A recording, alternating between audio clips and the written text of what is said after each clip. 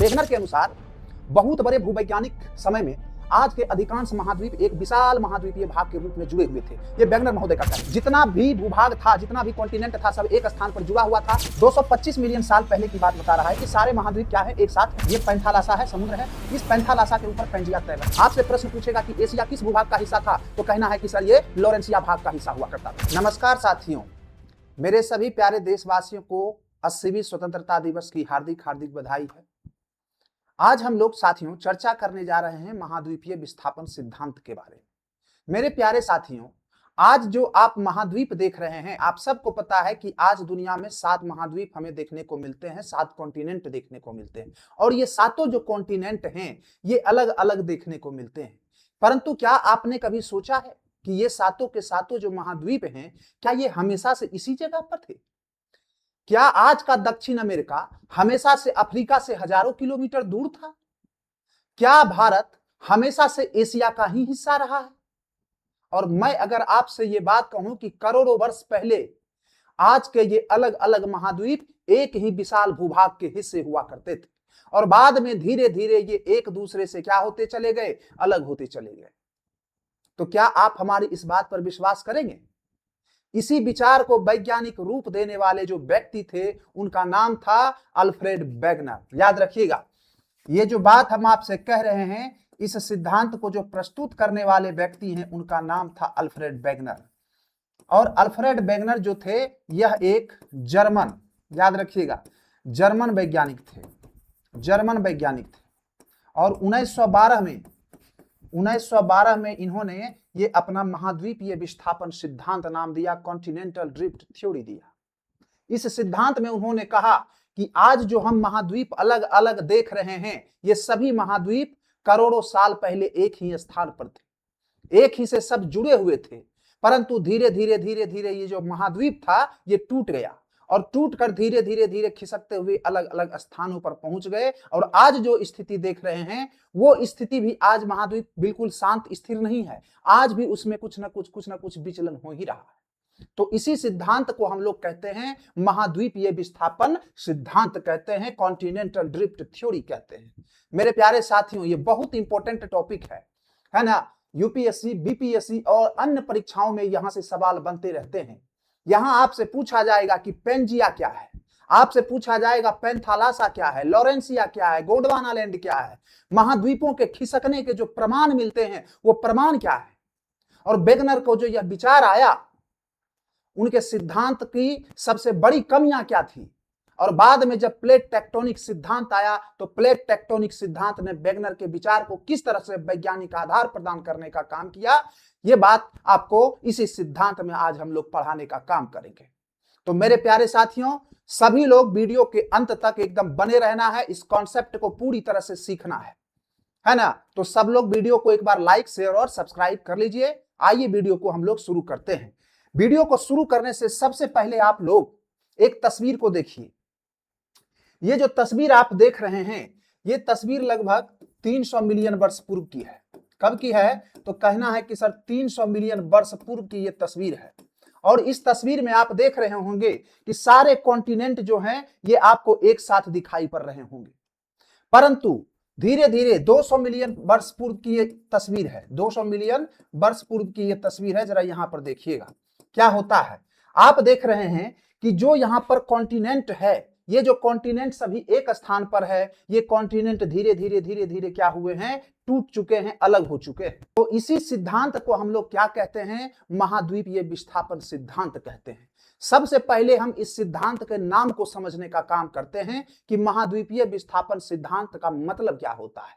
देखिए प्यारे साथियों, महाद्वीपीय विस्थापन का सामान्य सा अर्थ है। क्या अर्थ है? तो कहना है कि सर महाद्वीपों का समय के साथ जब अपनी वर्तमान स्थिति से धीरे धीरे स्थान बदलते हैं, तो इसी को हम कहते हैं महाद्वीपीय विस्थापन। महाद्वीपीय विस्थापन का मतलब क्या हुआ? सब लोग बोलिए, महाद्वीपीय विस्थापन का मतलब क्या हुआ? तो कहना है कि सर महाद्वीपीय विस्थापन का मतलब है कि जब महाद्वीपों का समय के साथ अपनी वर्तमान स्थिति से समय के साथ अपनी वर्तमान स्थिति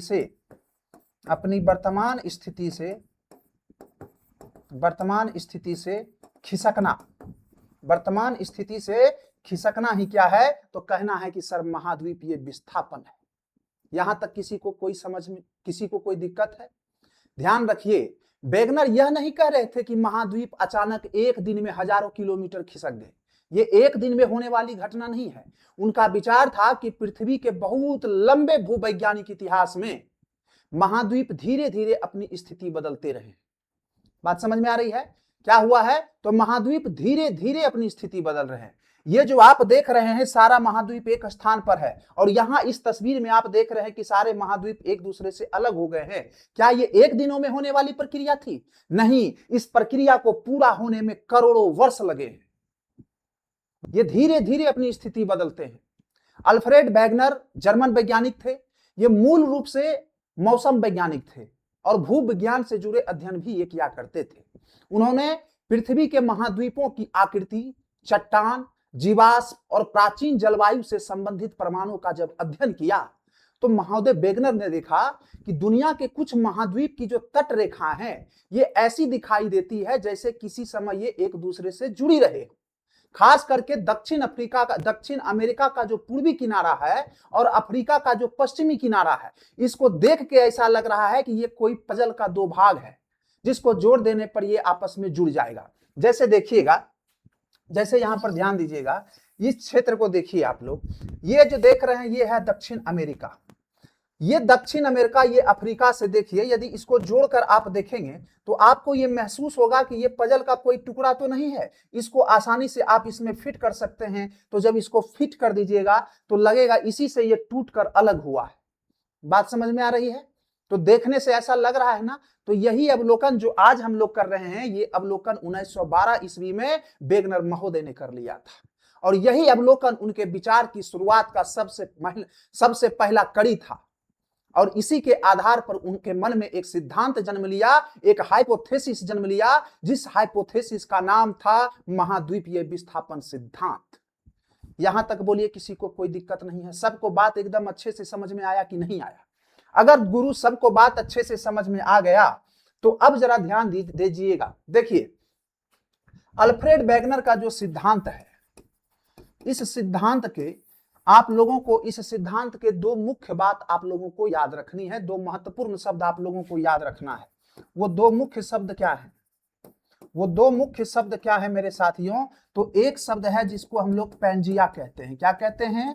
पेंजिया कहते हैं। एकदम ध्यान से देखिएगा, पेंजिया कहते हैं, ठीक। और एक शब्द है जिसको हम लोग पैंथालासा कहते हैं, पैंथालासा कहते हैं। एकदम गौर फरमाइएगा, ये जो पेंजिया है, इस पेंजिया का मतलब क्या होता है, जरा ये ध्यान से समझिएगा। देखिए, पेंजिया का अर्थ होता है संपूर्ण पृथ्वी। पेंजिया का अर्थ क्या होता है? तो कहना है कि संपूर्ण पृथ्वी, संपूर्ण भूमि। वेगनर के अनुसार बहुत बड़े भूवैज्ञानिक समय में आज के अधिकांश महाद्वीप एक विशाल महाद्वीपीय भाग के रूप में जुड़े हुए थे। ये वेगनर महोदय का कहना। ये कह रहे हैं कि इसी विशाल संयुक्त भूभाग को क्या कहा गया? तो पेंजिया कहा गया। इसे क्या कहा गया? तो ध्यान देना, ये जो सारा सब कुछ देख रहे हैं एक स्थान पर है, इसी का नाम दिया गया पेंजिया। क्या नाम दिया गया? पेंजिया नाम दिया गया। यानी पेंजिया का मतलब क्या हो गया? तो कहना है कि सर पेंजिया का मतलब होता है विशाल भूमि, संयुक्त भूमि। अब जरा ध्यान दीजिएगा, ये जो पेंजिया विशाल स्थल भाग है, इसके चारों तरफ आप क्या देख रहे हैं कि जल फैला हुआ है, पानी फैला हुआ है। तो ये जो चारों तरफ जो आप पानी फैला हुआ देख रहे हैं, इसी का नाम दिया इन्होंने पैंथालासा। क्या नाम दिया इन्होंने? तो कहना है कि सर पैंथालासा इन्होंने नाम दिया। ये जो मुख्य भूभाग है, ये सब एक स्थान पर जुड़े हुए थे। एकदम ध्यान से समझिएगा, जितना भी भूभाग था, जितना भी कॉन्टिनेंट था, सब एक स्थान पर जुड़ा हुआ था, एक भूमि से जुड़ा हुआ था। इसका नाम था पेंजिया। और ये पेंजिया क्या था? तो ये पेंजिया पूरे महासागरों पर तैर रहा था। जो आप पूरे पृथ्वी पर जो पानी देख रहे हैं, वाटर देख रहे हैं, इसी वाटर पर क्या हो रहा था? तो ये पेंजिया तैर रहा था, फ्लोट कर रहा था। और इसी जो महासागर वाला जो भाग है, इसको कहा गया है पैंथालासा। इनका कहना था, सीधी सी बात समझिए, इनका कहना था कि ये जो पेंजिया था, ये पेंजिया पैंथालासा के ऊपर तैर रहा था। कहीं कोई दिक्कत? आगे धीरे धीरे क्या होता है कि धीरे धीरे इस पेंजिया में क्या होने लगता है? तो कहना है कि सर धीरे धीरे पेंजिया टूटने लगता है।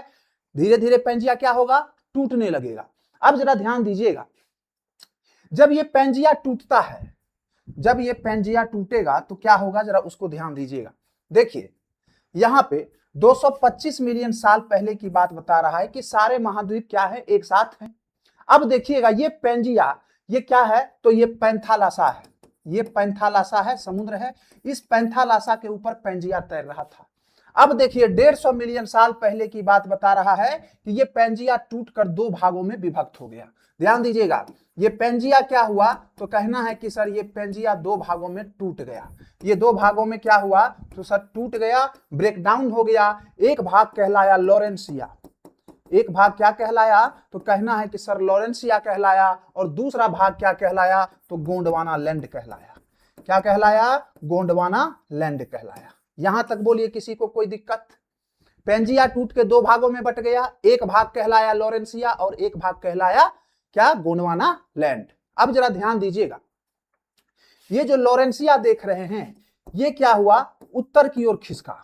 ये उत्तर की ओर था, ये उत्तर की ओर भूमि था जिसका नाम था लॉरेंसिया, और गोंडवाना लैंड जो था ये दक्षिणी भाग था। ये क्या था, दक्षिणी भाग था। यहां पर ध्यान दीजिएगा, ये लॉरेंसिया देख रहे हैं, ये उत्तरी ध्रुव वाला हिस्सा है, ये क्या है, उत्तरी ध्रुव वाला हिस्सा है, और ये दक्षिणी ध्रुव वाला हिस्सा है। तो जब पेंजिया का ब्रेक डाउन हुआ, दो भागों में टूट गया, तो एक भाग ऊपर चला गया लॉरेंसिया और एक भाग नीचे आ गया जिसको हम लोग कहते हैं गोंडवाना। यहां तक किसी को कोई दिक्कत है? अब जरा ध्यान से देखिए, लॉरेंसिया पेंजिया का उत्तरी भाग या उत्तरी बड़ा वाला भूभाग माना जाता है। इसी वाला भूभाग से क्या हुआ जानते हैं, उत्तरी अमेरिका, यूरोप और एशिया का बड़ा हिस्सा बना। क्या क्या बना, तो यही जो लॉरेंसिया है, आगे चलकर देखिए क्या हुआ, 100 मिलियन साल पहले की बात है, ये नॉर्थ अमेरिका बन गया, ये यूरोप बन गया और ये एशिया बन गया। ये किससे बना, तो कहना है कि सर लॉरेंसिया से बना। यानी लॉरेंसिया से क्या क्या बना, नॉर्थ अमेरिका बना, उत्तरी अमेरिका बना, एशिया बना, एशिया बना और यूरोप बना, और यूरोप बना। आपसे एग्जामिनर क्वेश्चन पूछेगा कि उत्तरी अमेरिका जो महाद्वीप है ये किस भूभाग का हिस्सा है, तो कहना है कि सर ये लॉरेंसिया भूभाग का हिस्सा है। आपसे प्रश्न पूछेगा कि एशिया किस भूभाग का हिस्सा था, तो कहना है कि सर ये लॉरेंसिया भाग का हिस्सा हुआ करता था। यूरोप किसका था, तो लॉरेंसिया भाग का हिस्सा हुआ करता था। अब जरा ध्यान से देखिएगा, इसके पश्चात ये जो दक्षिणी वाला हिस्सा है जिसको हम लोग गोंडवाना कहते हैं, ये जो गोंडवाना है ये दक्षिणी भाग में स्थित था। और इसमें कौन कौन सा कॉन्टिनेंट आया, तो कहना है कि सर दक्षिण अमेरिका आया, अफ्रीका आया, भारत आया, ऑस्ट्रेलिया आया और अंटार्कटिका आया। ठीक ना। ये जो गोंडवाना लैंड देख रहे हैं, ये गोंडवाना से कौन कौन सा जन्म लिया, तो कहना है कि सर एक हो गया दक्षिण अमेरिका, दक्षिण अमेरिका, देखिए दक्षिण अमेरिका है टूटा हुआ, फिर आया अफ्रीका, क्या आया, अफ्रीका आया, भारत आया, है ना, कौन आया, भारत आया, ऑस्ट्रेलिया आया, भारत ऑस्ट्रेलिया आया और अंटार्कटिका आया। आपसे प्रश्न एग्जामिनर पूछेगा कि महाद्वीपीय के वेगनर के महाद्वीपीय विस्थापन सिद्धांत के अनुसार ऑस्ट्रेलिया जो था ये किस भूमि का हिस्सा हुआ करता था, तो कहना है गोंडवाना भूमि का। भारत किस भूमि का हिस्सा हुआ करता था, तो कहना है गोंडवाना भूमि का। आपसे प्रश्न पूछा जाए कि दक्षिण अमेरिका किसका हिस्सा है, तो कहना है सर गोंडवाना का हिस्सा है। अफ्रीका किसका हिस्सा है, तो कहना है कि सर गोंडवाना का हिस्सा है। यहां तक बोलो बात अच्छे से समझ में आया कि नहीं आया, किसी को कोई दिक्कत है नहीं ना।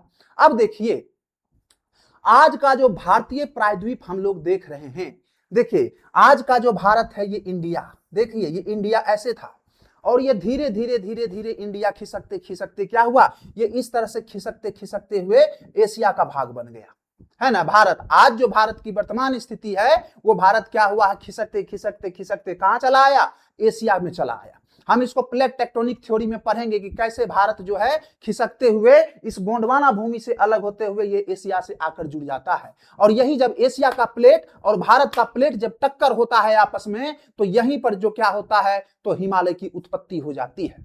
ठीक, आगे हम लोग इसको देखेंगे। देखिए जब वेगनर महोदय ने यह सिद्धांत प्रस्तुत किया तो हर कोई ये कह रहा था कि ये कोई काल्पनिक सिद्धांत है, लेकिन ये कोई काल्पनिक सिद्धांत नहीं था बल्कि वैज्ञानिक सिद्धांत पर आधारित था। और इस घटना के पीछे ये जो इन्होंने कहानी सुनाई, इस कहानी के पीछे उन्होंने कुछ पुख्ता प्रमाण भी दिए। है ना। तो वेगनर ने अपने सिद्धांत को साबित करने के लिए कुछ प्रमुख ठोस सबूत भी दिए हैं, उन सबूतों को देखते हैं। ध्यान दीजिएगा, वेगनर महोदय द्वारा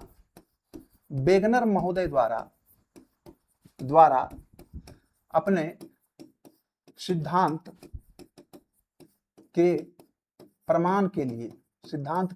प्रमाण प्रस्तुत किए।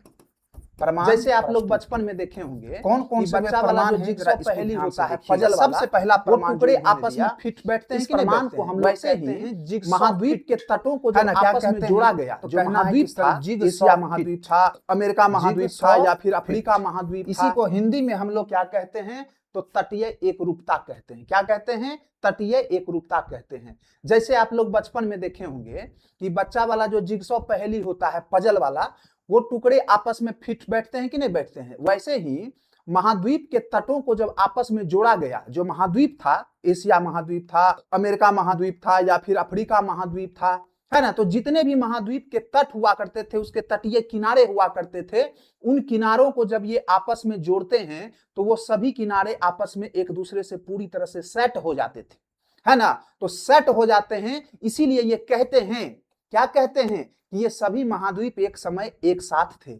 इसीलिए ये टूटकर जब अलग हो गए, आज जब हम इसको जोड़ने का काम करते हैं तो ये सभी जुड़ जाते हैं आपस में। इसीलिए ये सब बात एकदम सही है। जिगसॉ पजल के माध्यम से इन्होंने इस बात का प्रमाण दिया। क्या दिया? ये प्रमाण दिया कि महाद्वीपों के तटीय जो किनारे हैं, महाद्वीपीय के तटीय जो किनारे हैं, तटीय किनारे, ये आपस में मिलते हैं, ये आपस में जुड़ जाते हैं। पहला प्रमाण इन्होंने ये दिया। अब जरा ध्यान दीजिएगा, इन्होंने दूसरा जो प्रमाण दिया वो दिया जीवाश्मों की समानता। अपने महाद्वीपीय विस्थापन सिद्धांत के प्रमाण में जो ये बात कह रहे हैं उसको हम लोग पढ़ रहे हैं। इन्होंने फॉसिल्स का एविडेंस दिया कि अलग अलग महाद्वीप जो आज हजारों हजार किलोमीटर दूर समुद्र में अलग अलग हैं, वहां एक ही प्रजाति के प्राचीन जीव और पौधों के अवशेष कैसे हो सकते हैं। बात समझ में आ रही है? इनका कहना है कि जब महाद्वीप हजारों किलोमीटर दूर अलग अलग समुद्र में तैर रहे हैं, तो अगर ये एक साथ नहीं हुए रहते तो वहां एक ही प्रजाति के प्राचीन जीव और पौधे कैसे पाए जाते हैं। अफ्रीका में जो पौधा पाया जाता है वो पौधा दक्षिण अमेरिका में क्यों पाया जाता है? एक जीव जो दक्षिण अमेरिका में पाया जा रहा है, वही जीव आपको अफ्रीका के पूर्वी तट पर देखने को मिल रहा है। बात समझ में आ रही है? तो ऐसा कैसे संभव है? इसका मतलब है कि कहीं ना कहीं वो एक साथ रहे होंगे, इसीलिए उसके जीवाश्मों में क्या हो रहा है, समानता देखने को मिल रहा है। और इन्होंने एक उदाहरण दिया। क्या उदाहरण दिया? तो इन्होंने कहा कि एक मगरमच्छ हुआ करता था जिसका नाम था मेसोसॉरस। याद रखिएगा, पूछा जाएगा मेसोसॉरस। ये मेसोसॉरस जो है ये एक रेप्टाइल्स हुआ करता था, और यह रेप्टाइल्स केवल मीठे पानी में तैरने वाला, रेंगने वाला जीव था, और इसके अवशेष केवल दक्षिण अमेरिका और दक्षिण अफ्रीका की चट्टानों में मिले। बात समझिएगा, ध्यान से हमारी बात को सुनिएगा कि ये जो मेसोसॉरस जीव है, ये जो रेप्टाइल्स था, इसके अवशेष दक्षिण अमेरिका और दक्षिण अफ्रीका की चट्टान में मिलते हैं। इससे यह पता चलता है कि कभी न कभी एक समय ऐसा था जब ये दक्षिण अमेरिका और दक्षिण अफ्रीका कहीं न कहीं एक साथ जुड़े हुए थे। इसीलिए जो ये फॉसिल्स मिला है, ये मेसोसॉरस रेप्टाइल का फॉसिल्स मिला है, ये दोनों स्थानों से प्राप्त हुए, उनकी चट्टानों से प्राप्त हो रहे हैं। अगर ऐसा नहीं होता, तो अगर अलग अलग होता महाद्वीप मान लीजिए, तो कभी ऐसा संभव था कि इतने बड़े महासागर को पार करके मेसोसॉरस पहुंच जाता अफ्रीका? नहीं ना पहुंच पाता। बात उसके लिए संभव नहीं था। इसीलिए मेसोसॉरस का प्रमाण पूर्वी अफ्रीका में मिलना, दक्षिण अफ्रीका में और दक्षिण अमेरिका में भी मिलना, ये इस बात को प्रमाणित करता है कि दक्षिण अमेरिका और दक्षिण अफ्रीका का जो भाग है, इन दोनों भागों पे मेसोसॉरस पाया जाता था। ये कहीं ना कहीं एक जगह पर ये आपस में एक स्थान पर जुड़े हुए थे। इसके साथ ही साथ इन्होंने एक पौधे का नाम लिया। उस पौधे का नाम याद रखिएगा, ग्लोसॉप्टेसिस नाम है। क्या नाम है? ग्लोसॉप्टेसिस। ग्लोसॉप्टेटिस ये पौधा है। और ये जो एक पौधा है, इस प्राचीन पौधा इसका जो जीवाश्म है भारत में भी मिलता है, अफ्रीका में भी मिलता है, दक्षिण अमेरिका में मिलता है, ऑस्ट्रेलिया में मिलता है और अंटार्कटिका में मिलता है। इस पौधे के जीवाश्म के प्रमाण जो हैं ये अलग अलग महाद्वीपों में देखने को हमको मिलते हैं। तो इससे इस बात का ये अनुमान लगाते हैं कि कहीं ना कहीं ये सब गोंडवाना लैंड का हिस्सा हुआ करता था और गोंडवाना लैंड पर ऐसा पौधा पाया जाता है। भले ही अब वो अलग हो गया, लेकिन जब एक साथ थे तो सबके प्रमाण यहाँ पर ग्लोसोप्टेसिस पौधे का प्रमाण पूरे गोंडवाना भाग में आपको देखने को मिलता है। तो इन्होंने ये अनुमान लगाया कि सब आपस में एक समय एक साथ ही जुड़े हुए थे। इसके अलावे इन्होंने क्या किया, तो चट्टानों के प्रमाण दिए। ये चट्टानों के प्रमाण इन्होंने क्या दिए, जरा उसको ध्यान से देखिएगा। ये कह रहे हैं कि अलग अलग जो महाद्वीप है उसकी जो पुरानी चट्टान है, पुरानी चट्टानों की संरचना और उम्र एक समान पाई गई है। इनका कहना है कि जो विभिन्न महाद्वीप हैं उनकी जो पुरानी चट्टानें हैं, है ना, अलग अलग महाद्वीपों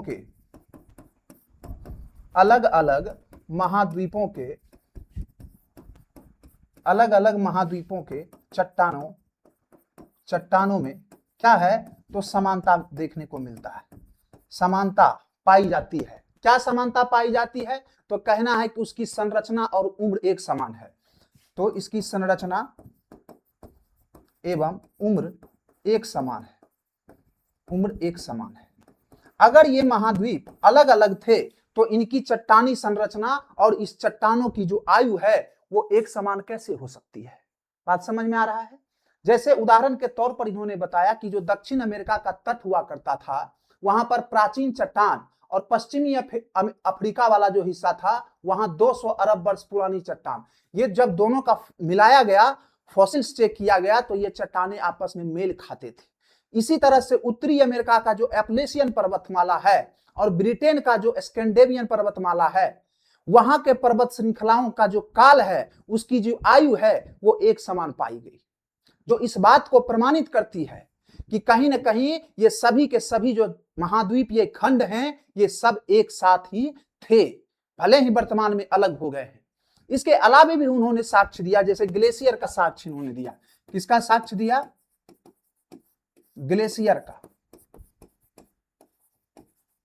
इन्होंने कहा कि जो ग्लेशियर हैं जैसे भारत, अफ्रीका, दक्षिण अमेरिका, ऑस्ट्रेलिया, अंटार्कटिका की जो चट्टानों पर प्राचीन हिमयुग के बर्फ के जो खड़ोच पाए गए हैं, टीलाइट की जो चट्टानें मिली हैं, इसका मतलब है कि ये सभी इलाके कभी दक्षिणी ध्रुव के पास एक साथ जुड़े हुए थे और एक साथ ही ये सब बर्फ से क्या हुए थे, ढके हुए थे। यानी गोंडवाना लैंड का जितना भी भूमि था, गोंडवाना हिस्से का, सब के सब क्या था, तो कहना है कि सर सभी इलाके कभी न कभी दक्षिणी ध्रुव के साथ एक साथ जुड़े हुए थे और ये बर्फ से ढके हुए थे। इसीलिए इन्होंने ग्लेशियर का भी इन्होंने क्या किया, साक्ष्य देने का काम किया। एक और साक्ष्य दिया जो आपसे पूछा जा सकता है, ये था प्लेसर निक्षेप का साक्ष्य। ध्यान दीजिएगा, ये प्लेसर निक्षेप क्या होता है इसको समझते हैं। प्लेसर डिपॉजिट जो है ये क्या है इसको जरा समझते हैं। देखिए, एक देश हुआ करता है घाना, जो पश्चिमी अफ्रीका में है। आप सबको पता है कि पश्चिमी अफ्रीका के तट पर एक घाना देश स्थित है। वहां पर सोना का समृद्ध निक्षेप पाया जाता है। किसका?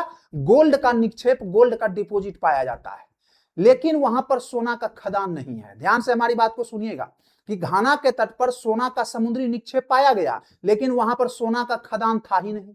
तो जहां से सोना आया, मजेदार बात ध्यान से सुनिएगा कि जहां से सोना आया वो कहां से आया सोना। प्रश्न उठा कि घाना में सोना फिर आया कहां से, जब वहां खदान नहीं है तो। लेकिन मजेदार बात यह है कि यहाँ जो मूल सोने की खदान है, आप सबको पता है कि दक्षिण अमेरिका में मूल सोने की जो खदान है ब्राजील में। जब ये दोनों महाद्वीप एक साथ थे तब ब्राजील की नदियों से बहते हुए ये जो सोने के डिपॉजिट्स होते हैं, प्लेसर डिपॉजिट, ये क्या होते थे, घाना के तट पर जमा हुआ करते थे। और जब टूट गया तो घाना के तट पर आज भी वे निक्षेप देखने को हमें मिलते हैं, परंतु वहां पर कोई सोने की खदान नहीं है ना। तो इनका कहना है कि जब ये महाद्वीप एक साथ थे तब घाना के तट पर नदियों के द्वारा बहाकर जो ब्राजील से लाया जा रहा था वो कौन था, तो वही प्लेसर निक्षेप था, जो इस बात को प्रमाणित करते हैं कि कहीं ना कहीं ये दोनों एक दूसरे से जुड़े हुए थे। यहां तक बात समझ में आ रही है? ये कहानी सुनने के बाद बात कुछ समझ में आ रही है? अब देखिएगा, अब जरा ध्यान दीजिएगा, अब तक हम लोग जो कहानी सुने, इनका कहना क्या था, जरा उसको एक बार समराइज कर लेते हैं। इनका कहना था कि महाद्वीपों में जो आज हम महाद्वीप देख रहे हैं अलग अलग, ये सभी महाद्वीप कभी न कभी एक साथ हुआ करते थे, है ना। क्या हुआ करते थे? एक साथ हुआ करते थे। समय के साथ इस महाद्वीपों में क्या हो गया, तो विचलन हुआ। इनका कहना था, क्या कहना था, कि महाद्वीप वाला जितना हिस्सा था, इस सब को मिलाकर एक भाग बना था पेंजिया, जिसको क्या कहते हैं, पेंजिया। यानी पेंजिया का मतलब है कि संपूर्ण महाद्वीप। और एक हिस्सा इन्होंने कहा पैंथालासा, पैंथालासा का मतलब हो गया संपूर्ण महासागर। इनका कहना था कि जो पेंजिया है, ये जो पेंजिया है, ये पैंथालासा के ऊपर क्या हो रहा है, तैर रहा है। ये क्या कह रहे हैं कि ये जो पेंजिया है, ये पेंजिया पैंथालासा के ऊपर तैर रहा है, महासागर के ऊपर तैर रहा है। लेकिन विज्ञान में कहानियों से लगभग 200 मिलियन प्रमाण देना पर्याप्त तो ये पेंजिया टूट गया। आपको यह भी साबित करना पड़ेगा कि महाद्वीप खिसके हैं, ठीक है, इस बात समझ में आ रही है। तो ये जो कहानी इन्होंने कहा, ये जो हाइपोथेसिस कहा, इसके सिद्धांत प्रमाण के लिए इन्होंने 5 टोटल प्रमाण दिए अपने सिद्धांत को प्रमाणित करने के लिए। तो अब तक जो कहानी सुने, वो कहानी तो बड़ा शानदार लगा भैया, लेकिन विज्ञान में कहानियों से काम नहीं चलता है, केवल प्रमाण देना पर्याप्त नहीं होता है। आपको यह भी साबित करना पड़ेगा कि महाद्वीप खिसके हैं, ठीक है, इस बात को हम स्वीकार करते हैं, लेकिन यह क्यों खिसके, इसका कारण महाद्वीप, इसका कारण जो है वेगनर महोदय नहीं बता पाते हैं, अच्छे तरीके से नहीं बता पाते हैं। वेगनर महोदय यह तर्क देते हैं कि महाद्वीपों के खिसकने के पीछे जो था, ये टाइडल फोर्स काम कर रहा था। सूर्य और चंद्रमा का गुरुत्वाकर्षण बल यानी ज्वारीय बल काम कर रहा था, और पृथ्वी जो घूर्णन कर रही है, इस घूर्णन के कारण जो है महाद्वीप ये क्या हुए, ये खिसकना शुरू हो गए। ये इनका कहना था। परंतु एक बात बताइए कि सूर्य और चंद्रमा के गुरुत्वाकर्षण बल में इतनी शक्ति है कि महाद्वीपों को जो खींच सके, इतने भारी भरकम महाद्वीपों को? तो कहना है बिल्कुल नहीं सर, ऐसा संभव ही नहीं है, क्योंकि गुरुत्वाकर्षण बल में इतनी शक्ति नहीं होती है कि इतने बड़े महाद्वीपों को वो क्या कर सके, खींच सके। इसीलिए वैज्ञानिकों ने इनके इस सिद्धांत पर आपत्ति जताई। बाद के वैज्ञानिकों ने इन्होंने साबित किया कि महाद्वीप जैसे विशाल भूभाग को हिलाने के लिए टाइडल फोर्स काफी नहीं है ना, और टाइडल फोर्स उतना मजबूत नहीं होता है, ये कमजोर बल होता है, और इसके कारण ये बड़े बड़े महाद्वीप, इसमें विस्थापन आने की कोई संभावना नहीं है। तो इस तरह से महाद्वीप जो वेगनर का जो महाद्वीपीय विस्थापन सिद्धांत था, इस महाद्वीपीय विस्थापन सिद्धांत की आलोचना होती है ना। क्या होती है? महाद्वीपीय विस्थापन सिद्धांत की आलोचना की जाती है।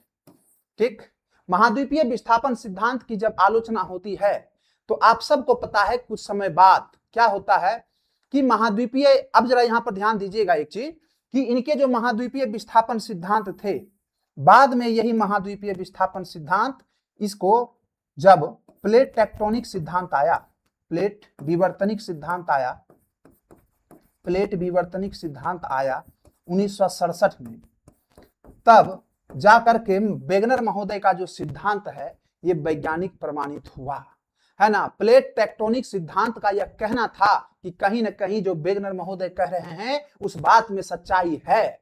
वेगनर जो ने कहा, इन्होंने कि इनका जो मानना था कि जो महाद्वीप हैं, ये क्या हैं, तो पेंजिया पैंथालासा के ऊपर तैर रहे हैं, और इस गति का जो कारण है वो गुरुत्वाकर्षण बल है, ज्वारीय बल है, जो गलत साबित हुआ। लेकिन प्लेट टेक्टोनिक सिद्धांत यह मानता है कि महाद्वीप और महासागर दोनों एक साथ, आप सबको हम पढ़ाए हुए हैं कि पूरी तरह से ये लिथोस्फेरिक का भाग है, और ये पूरा का पूरा जो लिथोस्फेयर है, ये क्या है, तो संवहनीय करंट के कारण, तरंग के कारण ये दुर्बल मंडल के ऊपर तैर रहे हैं। हम आपको पढ़ाए हुए हैं, क्या पढ़ाए थे, हम आपको पढ़ाए थे कि ये जो ऊपर वाला भाग देख रहे हैं, जिसको हम लोग क्रस्ट कहते हैं, क्या कहते हैं, क्रस्ट कहते हैं, यानी भूपर पट्टी कहते हैं, और ये वाला जो भाग है, इसको हम लोग मेंटल कहते हैं। क्या कहते हैं साथियों, मेंटल कहते हैं। देखिएगा कि यहां से लेकर 200 किलोमीटर तक, 200 किलोमीटर पूरा क्रस्ट और ऊपरी मेंटल वाला जो हिस्सा है, इसको मिलाकर इस क्षेत्र को हम लोग लिथोस्फीयर कहते हैं। क्या कहते हैं, लिथोस्फीयर कहते हैं। इसी को हम लोग स्थल मंडल कहते हैं, और स्थल मंडल में ही आपको महाद्वीप और महासागर दोनों देखने को मिलते हैं, है ना। प्लेट टेक्टोनिक सिद्धांत कहता है कि महासागर और महाद्वीप जो है ये कई प्लेटों में विभाजित हैं, और ये जो लिथोस्फीयर है ये क्या है, तो यहां से यहां तक 400 किलोमीटर, क्रस्ट से लेकर 400 किलोमीटर जब आप नीचे उतरिएगा तो यहां आपको देखने को मिलता है जिसको हम लोग कहते हैं दुर्बल मंडल या स्थेनोस्फीयर। दुर्बल मंडल या स्थेनोस्फीयर कहते हैं, स्थेनोस्फीयर। और ये जो स्थेनोस्फीयर है ये क्या है, सेमी लिक्विड फॉर्म में है, सेमी लिक्विड फॉर्म में है, यानी अर्ध तरल अवस्था में है, अर्ध तरल अवस्था में है। और इसी स्थेनोस्फीयर में ही आपको मैग्मा का चैम्बर देखने को मिलता है। जब भूकंप आता है, ज्वालामुखी फटता है, तो ज्वालामुखी जब फटता है मेरे प्यारे साथियों, कहीं न कहीं वेगनर महोदय के द्वारा जो बात कही गई उस बात को प्रमाणित करने का होता है। प्लेट ये कहां से निकलता है, द्वारा इसी स्थेनोस्फीयर या दुर्बल मंडल से निकलता है। बात समझ रहे हैं ना। तो दुर्बल मंडल जो है ये सेमी लिक्विड अवस्था में है। कैसी अवस्था में है, सेमी लिक्विड अवस्था में है। और ये पूरा का पूरा स्थल मंडल जो है इसी के ऊपर क्या हो रहा है, तैर रहा है। तो कहीं ना कहीं वेगनर महोदय के द्वारा जो बात कही गई उस बात को प्रमाणित करने का काम प्लेट टेक्टोनिक सिद्धांत के द्वारा इनकी बातों को वैज्ञानिक बताया गया।